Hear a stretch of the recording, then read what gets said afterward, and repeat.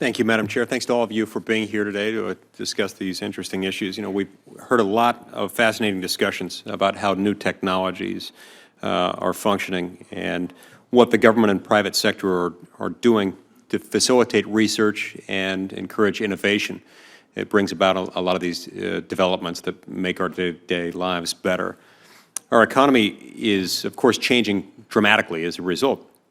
Jobs that have supported families for years, for decades, for generations, for centuries in some ways, no longer exist due to automation, globalization, and other related trends, many of which lie well beyond and outside the scope of public policy.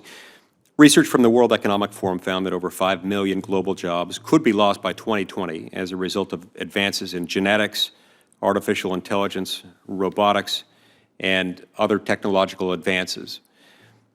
But the research also predicts that 2 million new jobs will be created and that 65% of future jobs will be careers that have not yet been invented, that don't yet exist. Given these challenges and also these opportunities, I want to make sure that Americans are prepared to thrive in this new economy and to participate in the job markets of the future, those that we can't fully anticipate now, but that we should be looking toward in an effort to understand before they hit us. But to be candid, I'm worried that our current institutions may be failing in some ways to help us prepare American workers for the jobs that might be available for them tomorrow.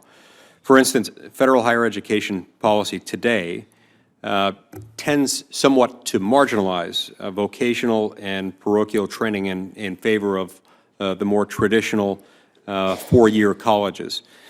And I believe this imbalance is not only unfair, it's economically misguided. Just as a matter of economic strategy, it's not a good idea. If the government is going to assist young people to attend college and to read Shakespeare, I think it should also provide assistance to students of all ages who want to attend technical school to build and repair ships, for example. Now, none of this is to denigrate or marginalize in any way the value of studying Shakespeare. I think that is a great thing. But we ought not be providing only the one and not the other, especially when we see that advances in technology are changing the workplace.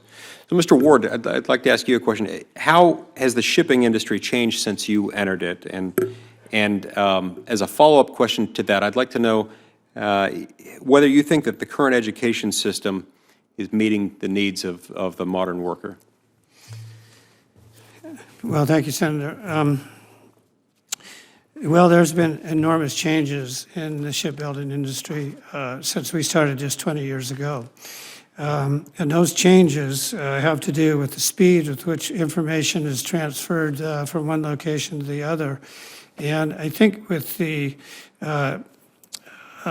distribution of electronic media throughout the workplace, the ability to have information flowing not only to the workshop floor, but from the shop floor back to the design teams is an enormous innovation and ability to speed up the production process.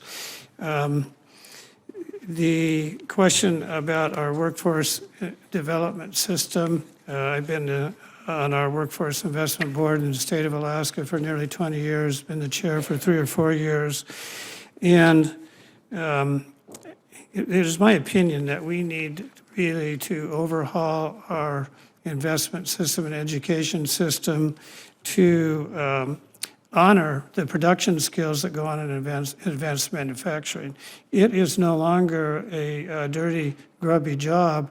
Almost every production phase in the shipyard has become so technically advanced that it takes a minimum of the equivalent of a 2-year associate degree to become a productive entry-level worker.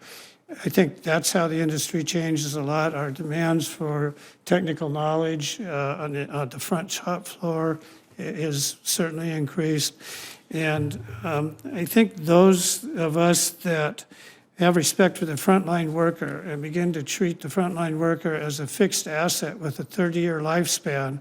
And if we as society can provide the educational tools and training tools for them to take advantage of the technology we have available, that we will be back, certainly in the shipbuilding world, as competitive as any nation in the world. So there's a lot at stake if we don't reform it. If we don't do that, we could stand to lose. Absolutely.